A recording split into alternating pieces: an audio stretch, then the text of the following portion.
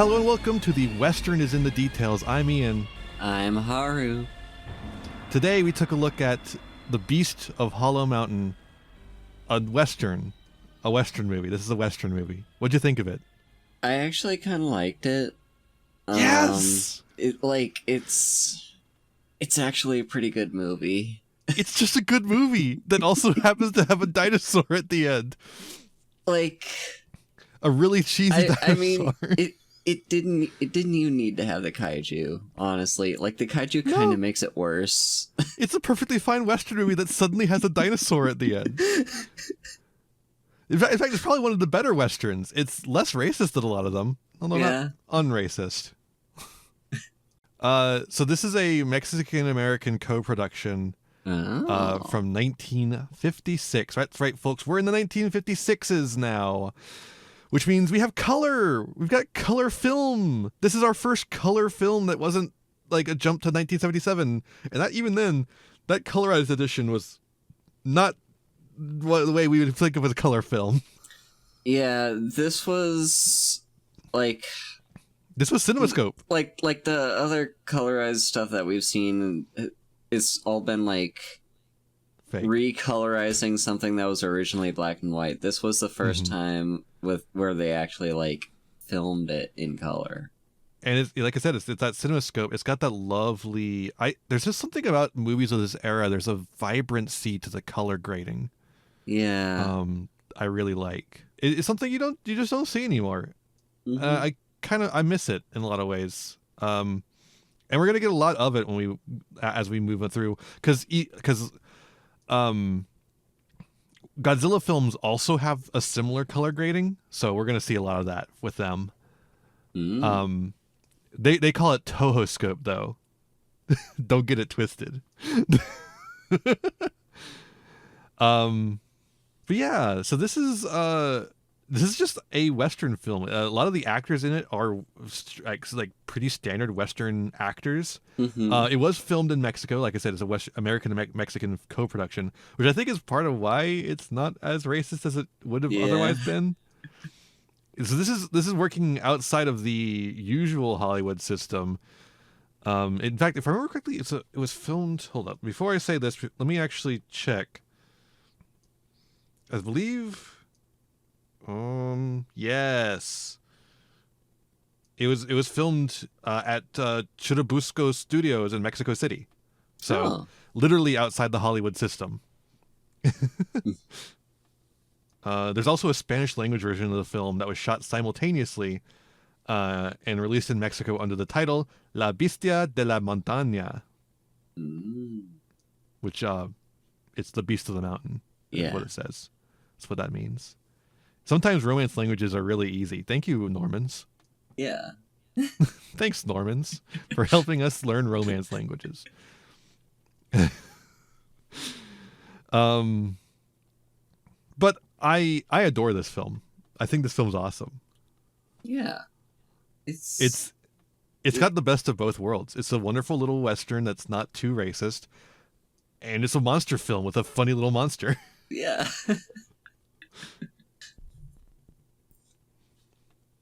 Yeah, it was a charming movie to watch. It's got the charm of an old school Western. Like that, I don't think that's like something we don't talk about enough. I don't think is that. And I guess maybe other people do, but in like modern day, we don't think about the Western very much anymore because it's kind of a racist genre in general, and we'll get into that with this film too. But like. The thing about the Western movie is that they were really good at getting a charming guy. And let's not talk about spaghetti westerns right now. We're not going to talk about the guys who, don't say nothing and don't take nothing. I'm talking about like John Wayne era charming guys. Not that John Wayne's usually his characters are not particularly charming, but like the other guys that were like some of these more namby-pamby cowboys, they were charming as heck. Yeah. They weren't real men like John Wayne, who drank and got into fights with people for no reason. But anyway, let's talk about cowboy characters, not John Wayne himself. John Wayne sucked. He's a terrible person. Horrible man. How many westerns have you actually seen, Haru? Are you a western fan, would you say? So it's really hard to count exactly, because, like, I don't remember where or when or how this was, but, like, I remember, like, visiting some family member, probably a grandma, and, like, this was before they had their, like, modern day streaming services on smart TVs, and they just have, like, a TV channel that they kind of put on the background, and one of them was just, like, 24/7 westerns, like, replay, like you know. Yeah. And, like, it's kind of hard to say exactly how many I've seen, because, like, I wasn't always paying 100% attention to them, and, like, I would kind of maybe catch, like, half the film, because, you know, I'm there for grandma, not for the westerns. But westerns really are a perfect thing to tune in and out of. Yeah, they've got hype moments and aura, and then they've got, like, the boring moments you don't really care about. yeah, and, like, honestly, like, the only western that I can really think of by name that I like, It's The Beast from Hollow Mountain. Yeah, well, that one too, but no, I'm actually thinking of Rango, which is actually very different from a lot of these, mainly because it's a modern day animated western. Yeah. But it's still a good movie. Like, for me, like, I think the only western I can actually remember anything of is The Searchers. I watched that in undergrad for some reason. We were just having a movie night. But also, I don't remember anything about it. Well, I do remember a little bit. The Searchers is... Honestly, The Searchers is kind of a precursor to the rape revenge genre in a way. A woman is kidnapped by indigenous people. Her father, John Wayne, is bitter about it. And a boy goes after her, and he follows with, and he's bitter and angry, and he has to learn to not be bitter and angry, and to not be so racist against indigenous people. It's an interesting movie. It's just, it wasn't that interesting. It's enough to remember much more than that. Fair enough. And then there's Beast of Hollow Mountain, which is a brilliant film. This one's awesome. It's just like, it's a really good film about an Americano who comes to Mexico and starts a ranch with another Mexican man, who I think he's Mexican American because he has an American accent. I'm not sure though. I think that's the deal with him, is he's supposed to be Mexican American and came down with Jimmy, Senor Jimmy, to this Mexican town. But that Mexican town is kind of run by Enrique, who is like the local cattle boss / gangster kind of. And so he doesn't want another cattle ranch in town. This town ain't big enough for the both of us. Yeah. And so Enrique unleashes the full force of his corruption upon Jimmy. But his girl don't want him. His smoke too tough. His bitch too bad. They'll kill him. And all his plots are foiled by a dinosaur. Yeah. And so Jimmy wins in the end because the dinosaur foiled the plots. Otherwise, Enrique was going to get away with it. Yeah. Like, he was fully going to get away with it until the dinosaur happened. That dinosaur's a hero. Mm-hmm. We salute our dinosaur troops. And their massive tongues. Blah, blah, blah, blah. Okay, we gotta talk about the dinosaur. So, as I keep saying, it's a dinosaur. It's not really a kaiju. It's not really a kaiju. But come on, this movie's awesome. We had to cover it. It's so good. And the dinosaur, it don't really act like a dinosaur. For one, dinosaurs, I don't think stick their tongue out to make them go blah, blah, blah, blah, blah. Yeah, like this dinosaur, obviously a Kiss fan. Mm-hmm. Yeah, that's right. That's true and real. Definitely ignore the fact that this movie came out like decades before Kiss. And takes place even before it came out. Mm-hmm. Because it takes place in old Western times. Yeah. The dinosaur is stop motion animation, and it's not great stop motion animation at that. Mm-hmm. This is less Ray Harryhausen and more Gumby. Yeah. It's like pretty rough. The dinosaur generally looks fine, but did you see the cow? The cow looks... The cow was just Play-Doh. Like, a kid made that was straight Gumby. Like... that was Gumby shit right there. That cow was Gumby. That was Pokey. He ate Pokey. Yeah. Like, the dinosaur... Honestly, the dinosaur looks mostly fine. It's like, its movements are a little whack. Its movements are very whack, actually. The way it walks, it's kind of struts. Mm-hmm. The tongue is insane. It was a but neat like the scales thing. look fine. Yeah, it was a neat thing the way they like layered the dinosaur animation on top of like the actual footage of the movie. Yeah, and you know when you're doing it with a color film, it's a lot harder to match that right than it is with a black and white film. Mm-hmm. So I applaud them for doing it anyways. Despite not having a Ray Harryhausen on call to do this. But then there's also another effect for the dinosaur, which are these little boots that they've made. These little dinosaur foot boots.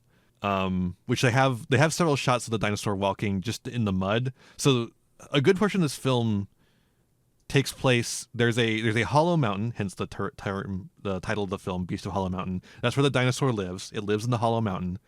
And that's why it's escaped notice for so long. And there's a huge swamp, which is why people don't question that things go missing there, because they just figure they drown in the swamp. They have a lot of shots of the dinosaur walking around in the swamp so that you know that the dinosaur is walking around in the mud. And it gives you a hint. It's foreshadowing. Foreshadowing is a tool. But, you know, that kind of deal. So, but these boots, they are like foam. Like, they're like foam core that they've cut into the shape of dinosaur feet. Kinda. They remind me of, you remember those red boots that looked like Astro Boy's boots? Yeah. That were like a meme for a while? Mm-hmm. They remind me of those. Because they are like straight up and down. There's no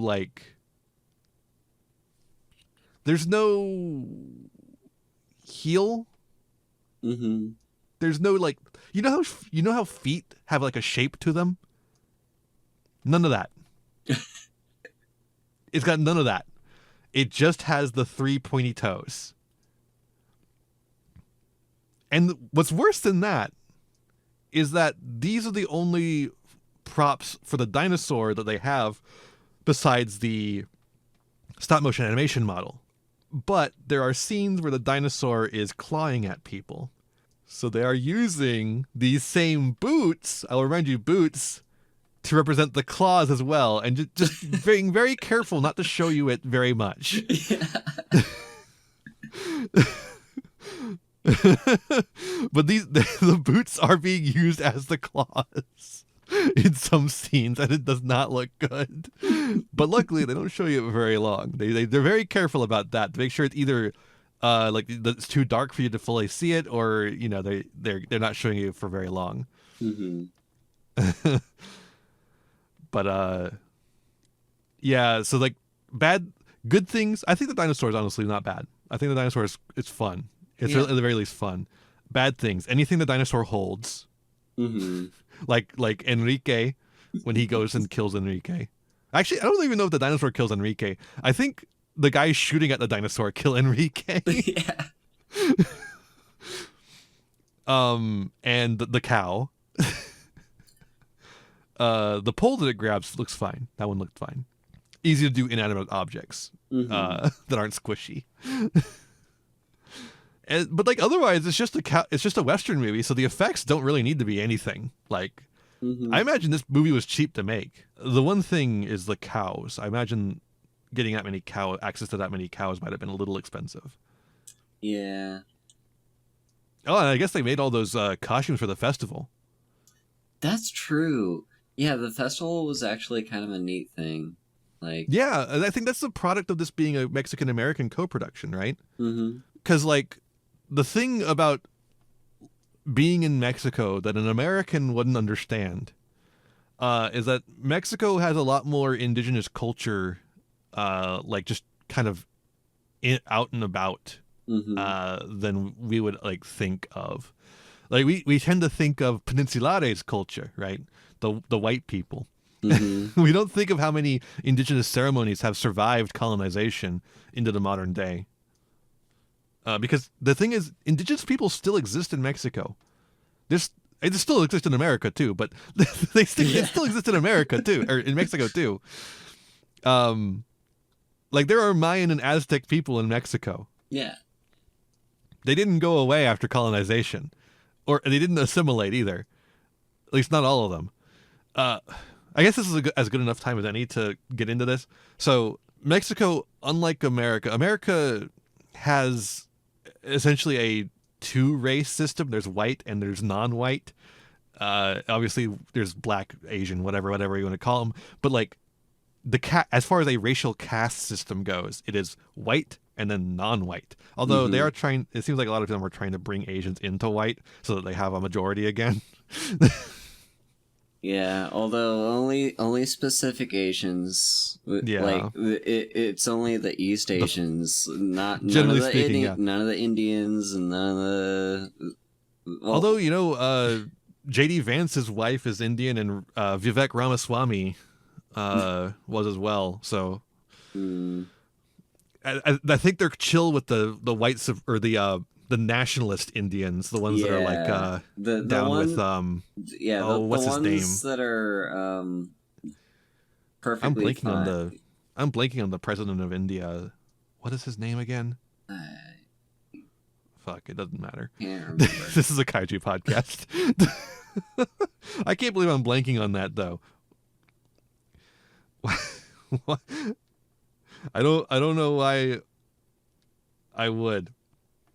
Narendra Modi. There we go. Narendra Modi. We are. Yeah. More than Narendra Modi persuasion, which is actually in line with some stuff from Nazi Germany, because the Nazis were also down to clown with the Hindu nationalists.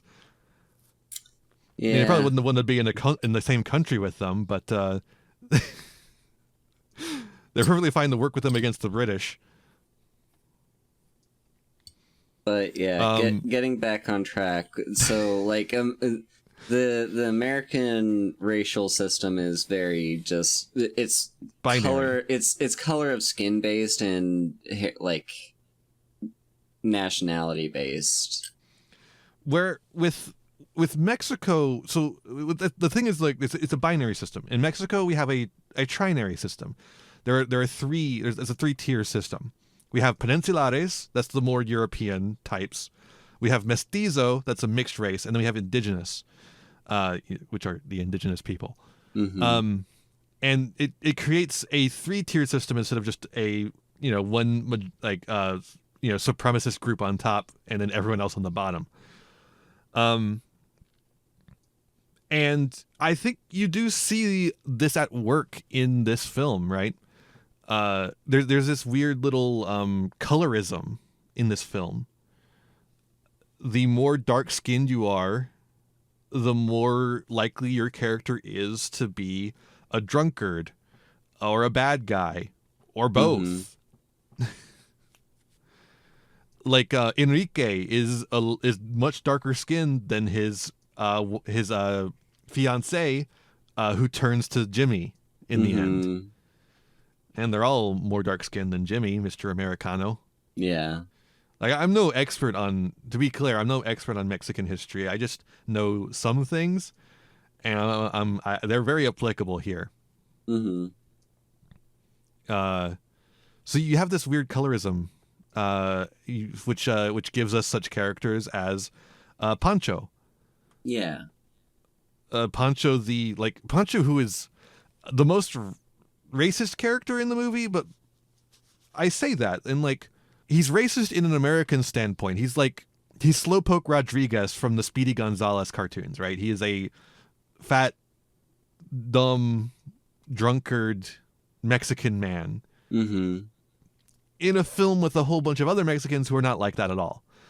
Yeah. So, like, whereas in an American film, he might be the only Mexican in there, you know? Yeah, like in any other context, he's basically just like the stand-in to represent all Mexicans, because he's just a stereotype character. But like in the context of this film, Like, he's still a stereotype character, but he's just like, he's part of a broad spectrum of Mexican identities shown within this film.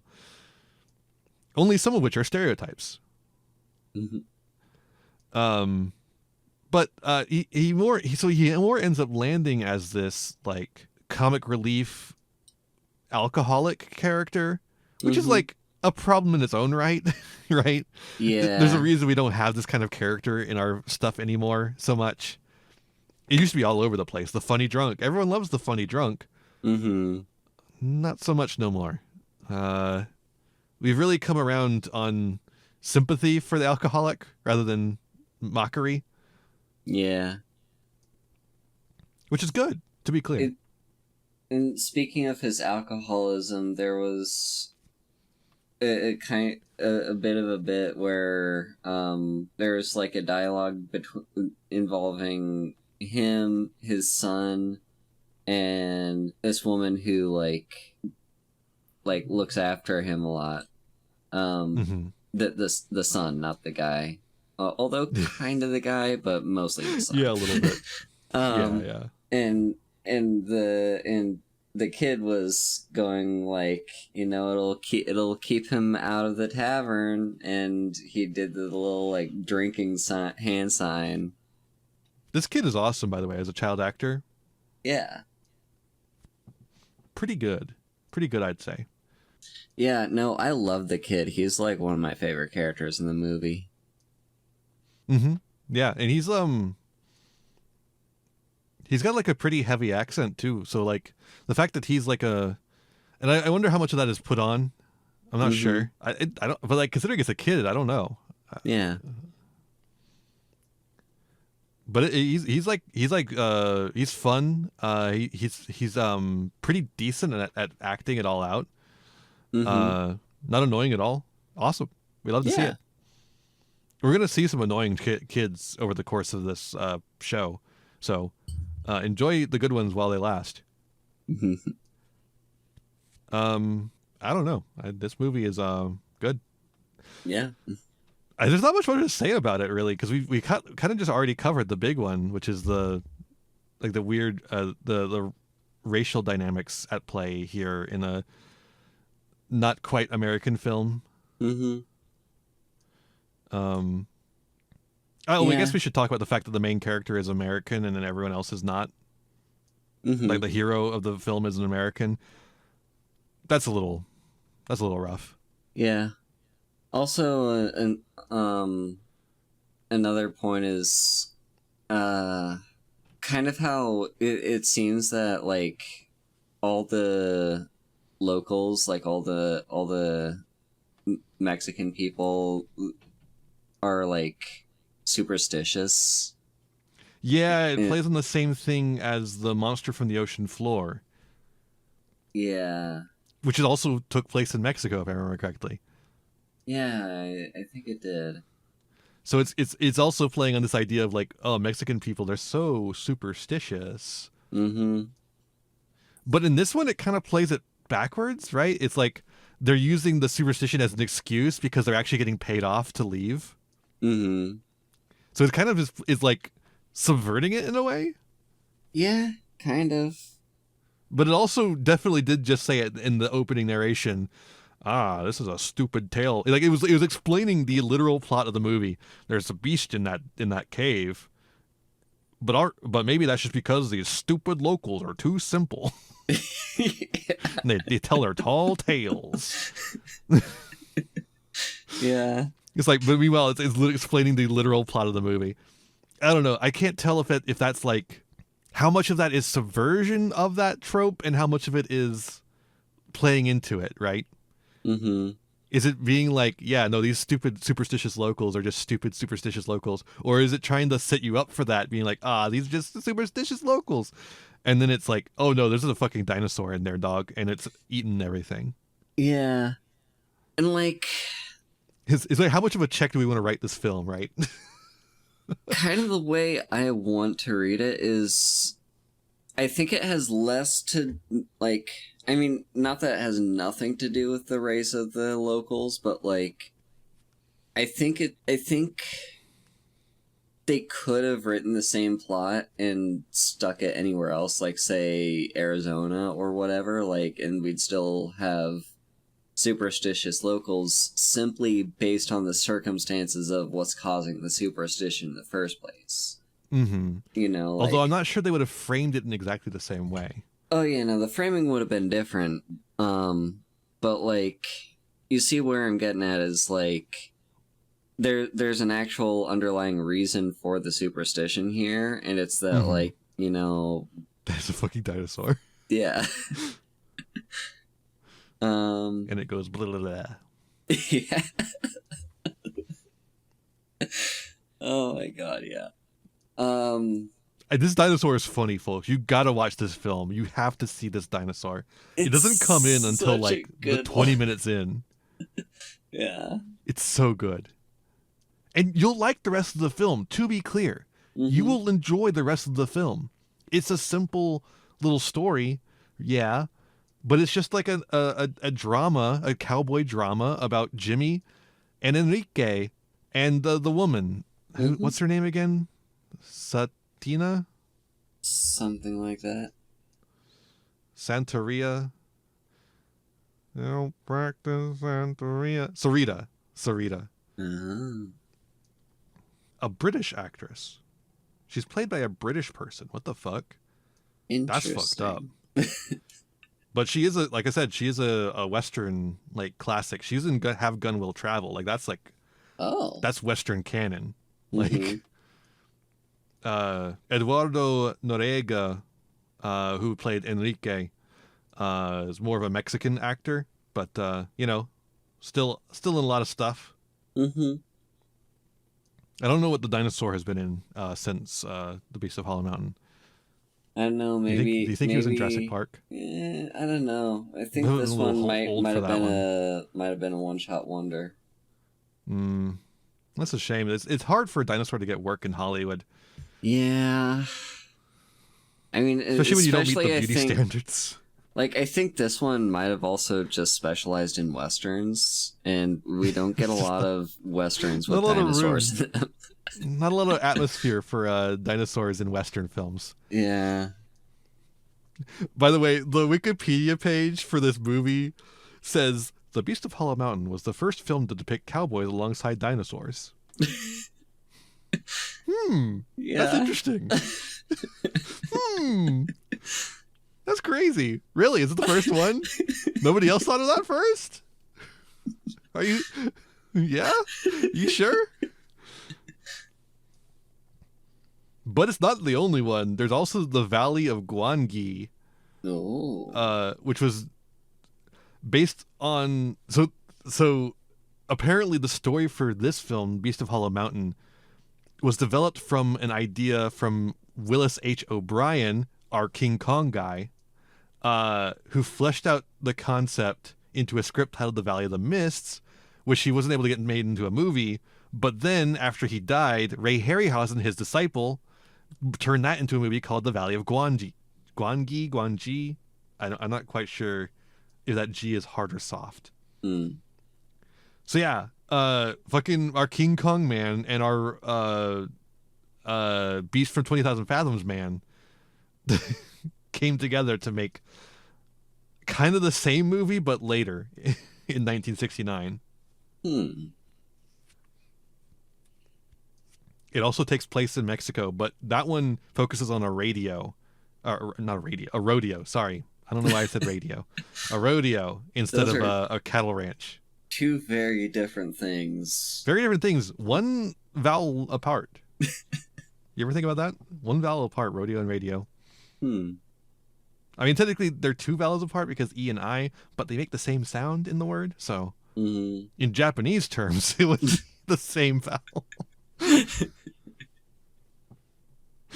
It would be the same syllabary. Are we out of stuff to talk about? I mean, I got a couple more things. Yeah, go shoot. I've been talking too much. Go.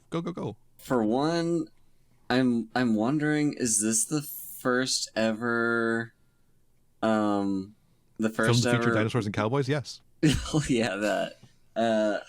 I think this might be the first kaiju that we've seen, or like dinosaur, where like they're actually able to harm it with guns, like they just shoot this guy, just like ow. Like it, they aren't able to kill it.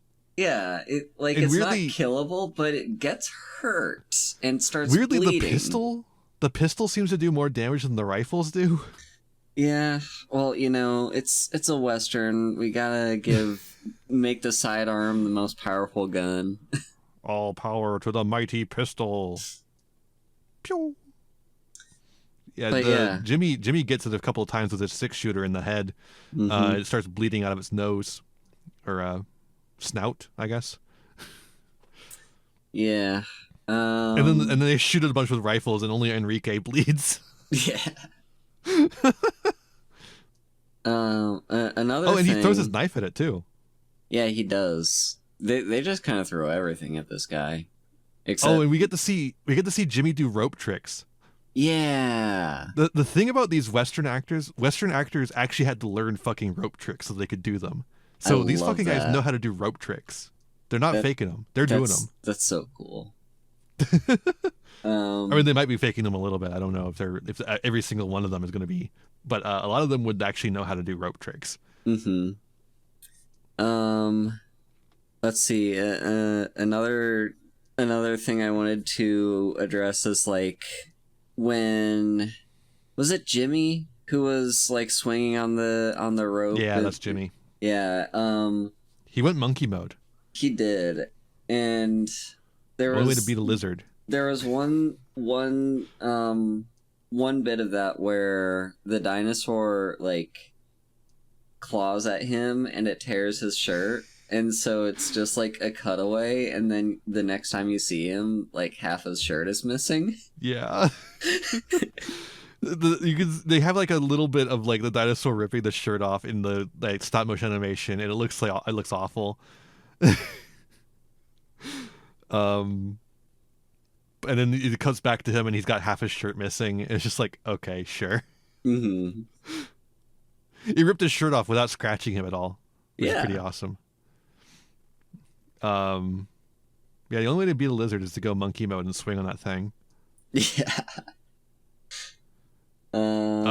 I think it is really clever that they kill the dinosaur with the swamp. Like, they set up the swamp. Yeah. It is Chekhov's swamp. It is. They set it up really hard. It is probably too hard. They set it up probably a little too much. But having the swamp be the way to kill it is pretty cool. Yeah. I also like that it's a swamp and not quicksand.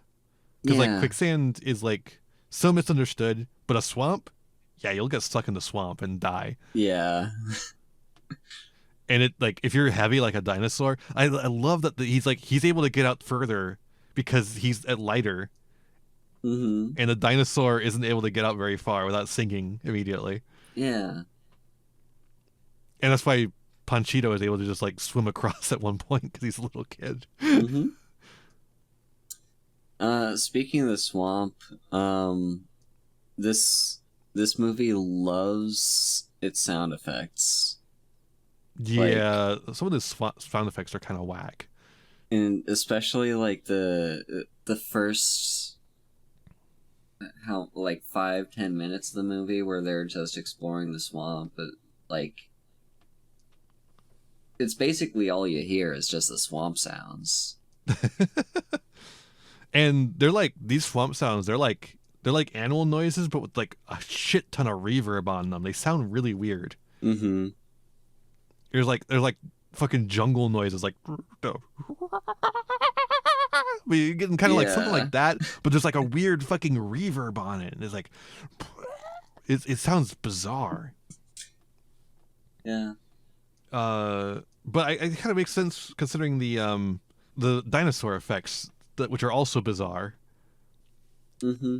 But then you have like it feels like there's kind of two different movies here. There's this like dinosaur film, and then there's this Western film, and the Western film is relatively subtle. Like when Jimmy and Enrique get into a fist fight in the town square, the punching sound effects aren't like slamming two pieces of meat together. They're like thuds. Mm-hmm. Like they are very soft thuds, like you would actually hear if you punched someone. I was like, wow, those are subtle. Also, a good fucking fight scene. Yeah. No, that was one of my favorite scenes in the movie, was the fight scene and kind of the aftermath of it. This movie has some really good camera work. I think this is like one of the most dynamic films we've watched in here, including like Godzilla and shit. Mm-hmm. Like the camera work in this movie is very like active, and someone thought about the camera in this film. Yeah.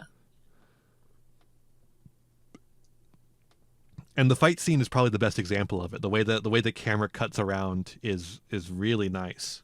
Mm-hmm. The festival is also a good place for it. Some of the shots in the festival scene are really nice. Some of the cuts in the festival scene are really nice too. Really nice camera work. This film is pretty. Yeah. So like if you just like watching pretty films, this is a good one for that. It's got a nice color grading. The cinematography is good. The camera work awesome. And it's a decent enough movie to watch. So it's got everything you could possibly want as far as just like watching the art of film. If I could ruin that market though, holy! Some people like lost everything because they lost the day's harvest. Yeah. They're ruined. Their lives are ruined because of that fight. Yep. The music. Yeah. Oh yeah. The music's a little cheesy, but it's I think it fits. Mm-hmm. Like it is like it is exactly what you expect in basically every situation, but it does it well. Yeah. It does like the stingers when the dinosaur, although one of the stingers comes in like a little bit after the dinosaur shows up. So it's kind of like, oh, dinosaur, that's cool. Oh no, it turned towards the camera. Bah, bah, bah. Oh yeah, and another thing that I kind of just thought of as I was watching the movie is like, is there ever an explanation of why there's just a dinosaur? It was in the Hollow Mountain. Well, yeah, like it was in the mountain, but like, is there any sort of scientific reason why this dinosaur survived so long, or like it was in just the mountain? Mountain I don't magic. know I don't know what the problem here is. It was in the mountain. Haru, it was in the Hollow Mountain. It's a hollow mountain. You can have things in there. Uh-huh. It was in there. It was in the mountain. I don't know what you need more explanation than that. It was in the mountain. Fair enough, I suppose.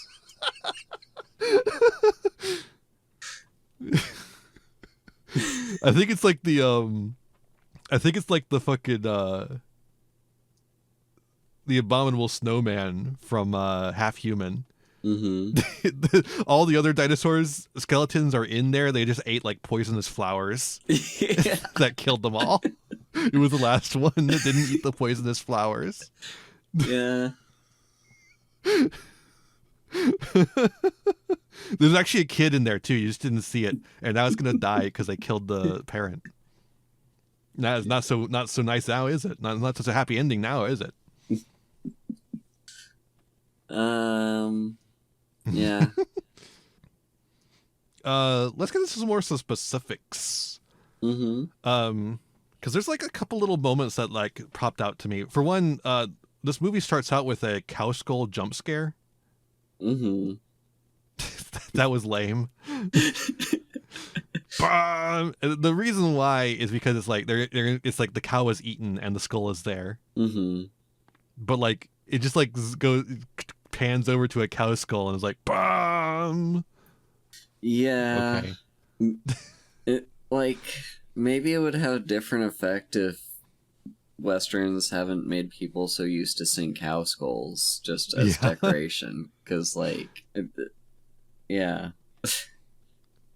I only got one quote here, not because this film isn't quotable, but because the film is too quotable. So I had to pick out only the best, and I only grabbed one. Mm-hmm. This is Jimmy's partner, who's basically not a character in this film. He's kind of shafted when you think about it. Felipe Sanchez, that's his name, played by Carlos Rivas, who was in True Grit, by the way. He gets trapped in the swamp, and Jimmy has to save him. But one of the superstitious locals who was working for Jimmy at the time says, "The holy hand of the good God saved you." And then Felipe says, "Give Jimmy's lariat a little credit too." Such a good line. It's got that Western zingers quality to it. Mm-hmm. There's when our drunk friend Pancho gets pranked by some kids with some fireworks, and this causes him to fall off his horse, but not completely. And then the horse runs and it drags him along, and they put a rag doll on this horse to like simulate the man. And oh boy, he should be dead. Yeah. That rag doll gets flown around like crazy.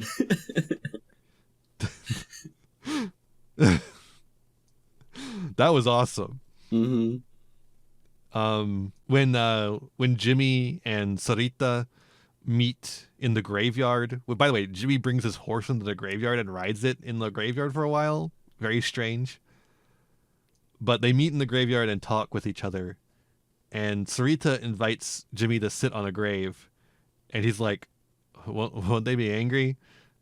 And then she's like, "No, it's my Aunt Maria. She loved me very much." Mm-hmm. She wouldn't mind. Mm-hmm. So they sit on her grave. And also there's a really nice scene, or not nice, a really like exciting scene in the movie, where Jimmy, who has saved Enrique from the dinosaur at this point, before Enrique is inevitably punctured by rifles, and they are riding away from the horse, and they come upon a cliff, but not a full cliff. It's a very steep, loose dirt hill. So they have to take the horse down, and the horse is like slipping and sliding, and then eventually it flips over and it rolls over Jimmy, and he doesn't get up. Yeah. How injured do you think that man was after that? Yeah, I don't know, but like, I think Guy Madison might have been like, severely injured from that. Yeah, like with that scene, I thought our main character was just dead. I thought our actor was dead. Well, it doesn't say anything in his Wikipedia page, so maybe he was fine.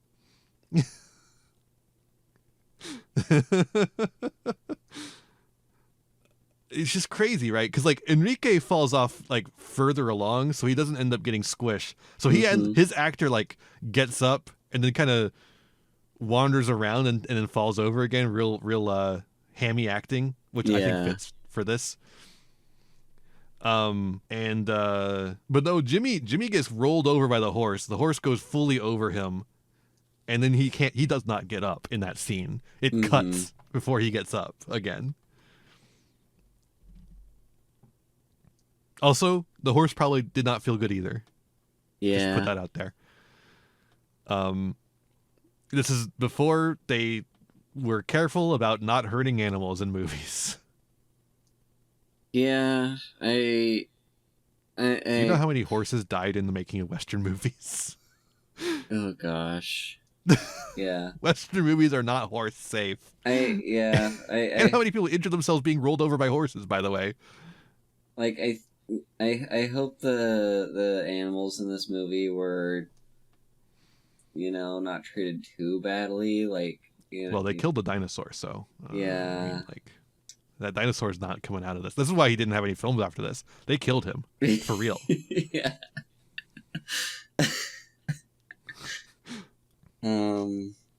Yeah. There was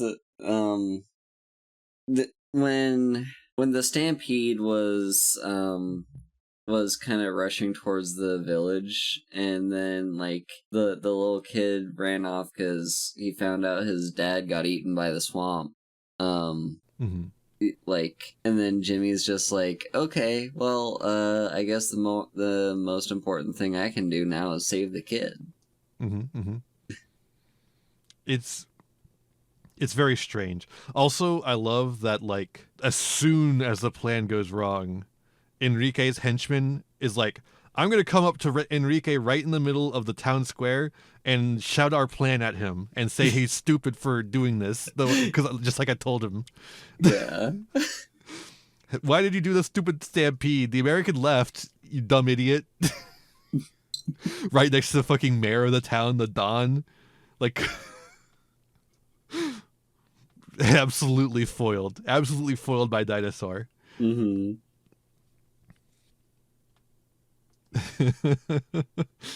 That's the other thing. Like, the reason why the cows stampede in the wrong direction is because of the dinosaur. Like, they didn't actually do the thing where they made the stampede happen. They just planned to do it. But the dinosaur interrupted them and made it go the wrong way. Which means that, like, the dinosaur would have made that happen anyways. If Enrique hadn't gotten involved, like, his plan would have worked. But I guess it wouldn't have been his plan then anymore. Yeah.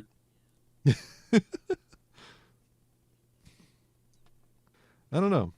It's a weird situation to be in for Enrique. This Americano came to town, started making eyes at your woman, stealing all your business with the Mexican government, and then you get eaten by a dinosaur. Yeah. Well, he didn't eat, but you get attacked by a dinosaur. Not his best week. No. But also, fuck him. That guy sucked. Yeah. But then again, you're kind of playing into this. Like, it is really weird to me that it is like the invading Americano is the hero and the fucking like Mexican man is the villain. Yeah. But could be more racist still. Could be more racist. I've seen worse. Yeah. Could be better. Could be worse. Well, I like this one a lot. Yeah, we've seen two good American movies back to back. This one wasn't just American, but like it was part American.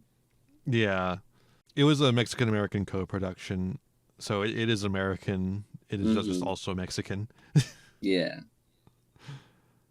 But yeah, we've seen two good American kaiju movies back to back. Yeah, it's amazing. It's a miracle. We're back. We're so back. And next time, we're going back to Japan. Yay!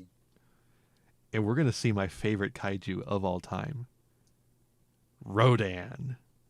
Hell yeah! And, Rodan's not a Godzilla monster yet. This is his first feature film before he gets absorbed into the Godzilla verse. And then never gets a feature film again. No respect at all. And it's our first Japanese colored film. because Rodan is also in color. I don't know. Not every film from here on out is going to be in color. We're going to have a lot of black and white films still, mainly in the American market, because it's really cheap to produce black and white films versus color films in this era. And a lot of sci-fi films, which is what giant monster films are classified under in America at this time, are black and white just for cheapness, just to lower the budget. Because these are considered B films, right? They're not they're not your main feature that you're putting a lot of money into. I don't know why this one's in color, frankly. Like, this one feels like something they wouldn't put in color, but I'm very glad that they did, because it's beautiful. Yeah. Maybe it was something with the Mexican studio that they just kind of had the budget for it. I don't know. I mean, we did have the lion up in front, the lion for Metro Goldwyn Mayer, MGM. I don't think that's who originally did any of this, because it was United Artists that distributed the film. So I don't know where Metro Goldwyn Mayer's thing was. Maybe it was the distribution of the film afterwards, in when it went to video market or DVD market. But I'm not sure on that one. Oh, I guess one more thing we should talk about. I mentioned when a film has been done on Mystery Science Theater. This one has been done on Mystery Science Theater. This was done in the 11th season. It's a pretty good episode. If you don't like new Mystery Science Theater, I do suggest this one as the one to change your mind, perhaps. But it might not change your mind either. So I think it's a good one, though. And yeah, I am looking at the list here. I'm realizing that Japan is also going to go back to black and white very temporarily, because Varian is in 1958, 2 years after Rodan, and it's in black and white. But Rodan's in color. Rodan is in a different style than what we'll see in later Godzilla films, though. A little different style of color. You could tell the difference in the color grading, basically. But we'll just see what that looks like next time when we tackle Rodan. That's gonna be a good one. That's gonna be a fucking good one. I love Rodan. I'm excited. Finally back to guys in suits. I love a good suit. Well, thank you so much for listening. This has been The Kaiju is in the Details. I don't ever say that. Why am I doing that now? You can find us at Iain, which is my YouTube channel where I post podcasts like this one. You can also find it wherever podcasts are found. In addition to, just liking, sharing, subscribing on the YouTube channel, you can, of course, leave a review on that podcast app that you're using. Or you can share it around with your friends. Or do both. Both are good. Both are good. We like that. It's the best way to make a podcast go around. Haru, where can people find you? I'm Haru Hayes. I stream, I VTube. I am on Twitch at twitch.tv/Haru Hayes, where I stream occasionally. And I'm also on Blue Sky, haru.vspire.live. And I'm also on Discord. Those are the three main places you'll be able to find me. Yeah, I just realized. I think this film is actually the dinosaur is American imperialism, and it feasts upon the Mexican people. I'm Iain. You can find me at Iain on basically any website. You'll find my YouTube channel where I post Yu-Gi-Oh videos and video essays. You'll find my channel called Tomb of Iain, where I post Let's Plays and VODs, and of course Iain is where the podcast goes. You can also find me on Twitch, Blue Sky, all the good stuff. That's where you'll find me.